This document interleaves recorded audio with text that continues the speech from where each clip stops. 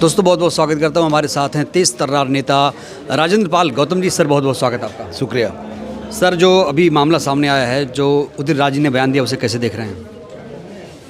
देखिए, जहाँ तक मेरी बात है,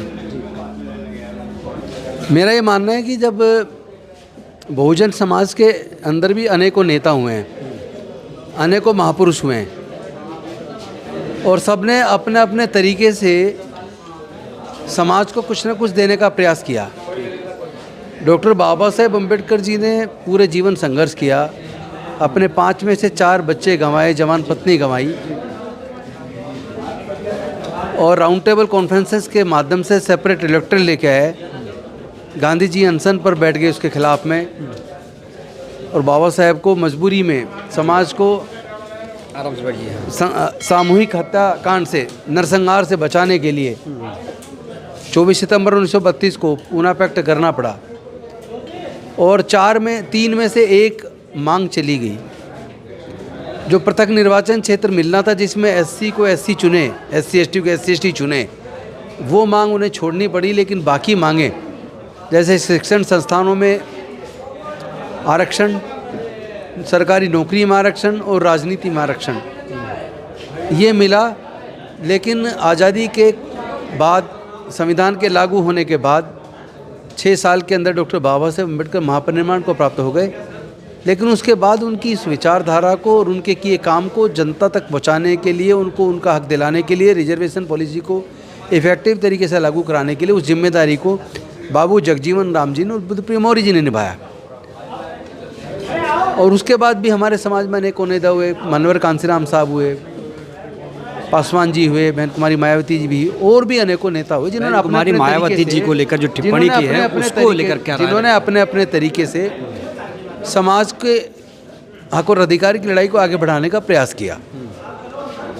और उसमें उदित राज जी भी सांसद भी बने, और उससे पहले कॉन्फेडरेशन चलाया, एम्प्लॉइज़ की लड़ाई को लड़ा, आंदोलन किए।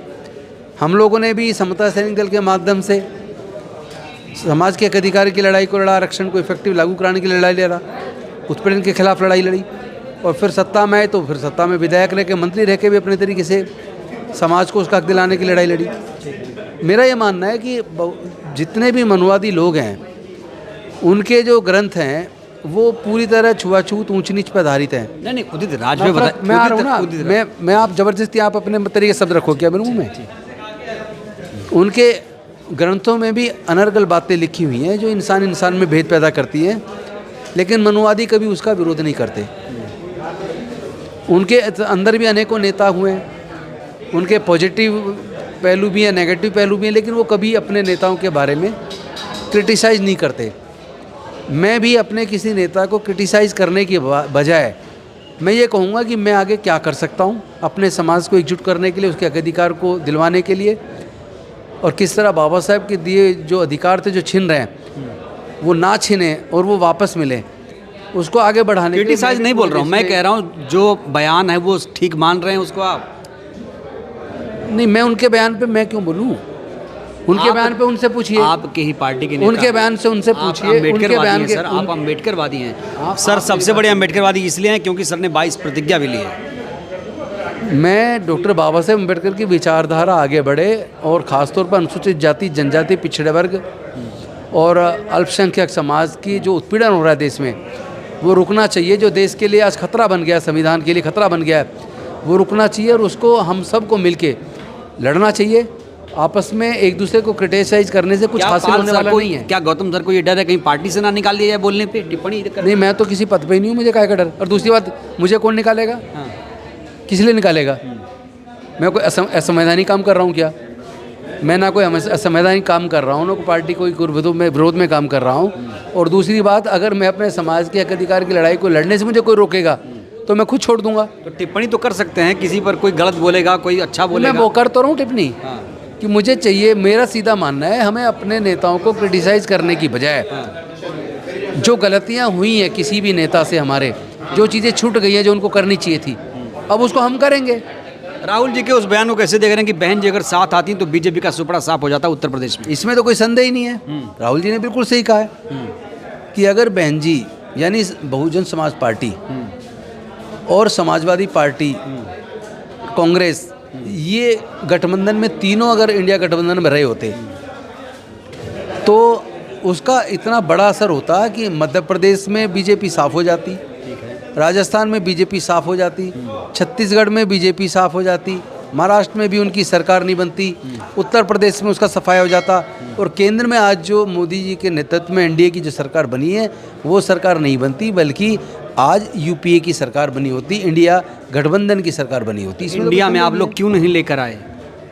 मुझे तो जो जानकारी है लाने का पूरा प्रयास किया गया। ठीक है, अब वो क्यों नहीं आई वो तो देखो वही जवाब दे सकती है। आपको पता है कि अखिलेश जी ने विरोध किया था, कहा था कि आए तो हम बाहर, ये भी आपको पता होगा, खबर है। देखिए इंडिया गठबंधन में मुझे लगता है कि ये अगर आती तो इंडिया गठबंधन मजबूत होता और उसका किसी को विरोध करने का सवाल ही पैदा नहीं होना चाहिए था, और अगर कोई करता तो उसको अलग करना चाहिए।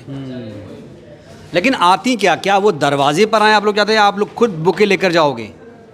देखिए मैं उस वक्त ना तो इंडिया गठबंधन में आम आदमी पार्टी थी और मैं आम आदमी पार्टी में था। ठीक है, किन्होंने ऑफर दिया, किसने बात की, ये जानकारी मुझे नहीं है। अभी तो आप आ गए हैं ना, अब बताइए।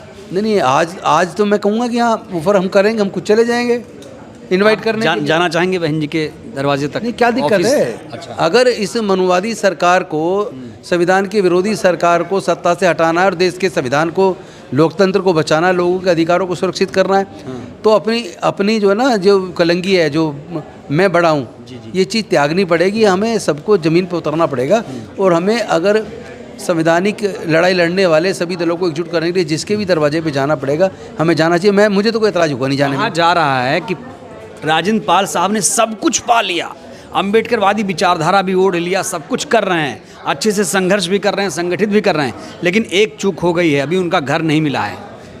कहाँ नहीं मिला घर? जहाँ होना चाहिए। मेरा घर तो अपना घर है, कांशी राम जी की पाठशाला में। नहीं, कांसी राम साहब की पाठशाला को तो आजकल राहुल गांधी लेकर चल रहे हैं। वो अकेले नेता देश में जो संविधान बचाने की लड़ाई को लड़ रहे हैं, जो जिसकी जितनी संख्या उसका उतना हक सुप्रीम कोर्ट में, जुडिशरी में और के साथ साथ पत्रकारिता में, इलेक्ट्रॉनिक मीडिया, प्रिंट मीडिया में और संसाधनों में, इंडस्ट्री में हक होना चाहिए बहुजनों का संख्या के हिसाब से। वही तो आजकल पूरे देश में वही तो इस बात को संसद के अंदर भी बोल रहे हैं, बाहर भी बोल रहे हैं। तो जो कांसीराम साहब जिस मूवमेंट को लेकर चल रहे थे, अगर उसको आज राहुल गांधी लेकर चल रहे हैं तो मैं उनके नेतृत्व में चलूँ, इसमें दिक्कत क्या है? तो चंद्रशेखर जी को आप कैसे देख रहे हैं? अभी कह रहे हैं फ़ोन किया है हमने, बहन जी को फ़ोन किया लेकिन कोई उठाया ही नहीं ऑफिस में। नहीं, मैं तो इन सब चीज़ों में पढ़ना नहीं चाहता। जब अंदर मिलने की बात होती है तो वो सार्वजनिक तौर पर टीवी पे, फ़ोन पे बात करने की मुझे ज़रूरत नहीं पड़ेगी, मैं खुद चला जाऊँगा जिससे मिलना होगा। तो ये सही तरीका नहीं है? नहीं, वो उनका अपना तरीका, मेरा अपना तरीका। Thank you.